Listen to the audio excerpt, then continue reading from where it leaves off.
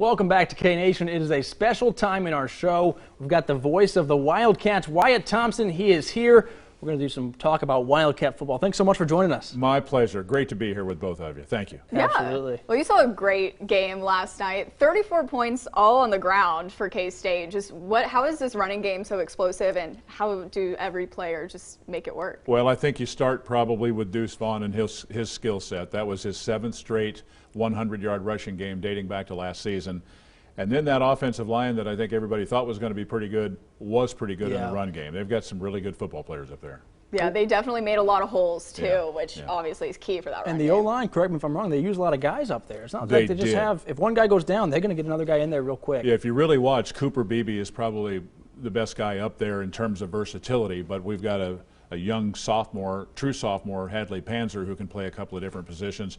I thought the tackles really did well. KT Levinston is a guy who, you know, is in a starting role really kind of for the first time, honestly, and he played a real nice game, I thought. Yeah. Let's talk takeaways from this one. Maybe we'll all share one or two takeaways from this one. We'll let you start. I know there's a lot to break down. Do you have one or two things that really stood out from week one? Well, first of all, I'll tell you that Colin Klein did a really good job, and he had to have a lot of pressure on the weekend with the Ring of Honor and all of the distractions.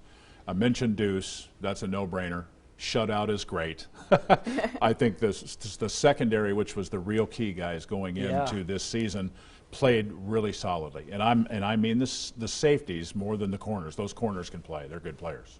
Yeah, definitely. Give us yours. All right, mine, definitely the run game. I mean, Adrian Martinez only passed for a little over 50 yards, so we'll talk about that a little more in a minute. But that is, if you want to be picky and find a concern for this game, I think that's it. It's just the pass game. But I thought the run game was great. We all know the run game opens up the pass game. Yeah. So it's good to know that they have that hole there for them. Well, it wasn't just Deuce, right? But DJ Giddens looked pretty dang good as well. So that's exciting to know that if Deuce needs a breather, if he needs to sit out, or, you know, we hope this will never happen, but if an injury were to happen, then they do have somebody else who has carried the football. So that stood out to me as the depth. We talked about the O-line depth, but even the running back depth, and they're going to run a lot of receivers out there as well. So lots of takeaways. We broke down a few, but lots of takeaways. And you want to talk about the passing game? Yeah, but really quick, I mean, even Malik Knowles ran in a touchdown. How is his speed just an advantage to that run game, too? We've played a lot of football, and they use he and Phillip Brooks a lot in those jet sweeps because they are return guys, they are receivers, and they can run. And it worked out really good on the first play. I mean, just to score 10 seconds into your first game, that was a great feeling, got him off the deck in a big hurry. So, yeah, he's a big piece, no doubt about that. Yeah, what do you have to say about the pass game and for the people who might be concerned that there were only 50 yards through the air? Should I freak out? Can I freak out? No, don't freak out just yet, Glenn. I don't think you should do that. But here's what I would say. I knew you were going to ask. Yeah. Right? I told you this earlier in the day.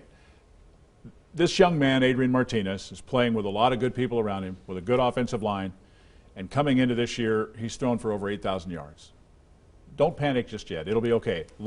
You grow a lot between games 1 and 2, coaches say, remember? So keep that in mind. Let's see what happens against Mizzou. How much of that do you think was K-State really not trying to show off the playbook too much before that Mizzou game? They said, hey, if we can win on the ground and not show what Martinez has got, let's do that. Or was it that maybe they didn't think the pass game was there? Well, I think there are a lot of factors, but I think that is a very, very good point, to be perfectly blunt. And then secondarily, let's give the visitors some credit.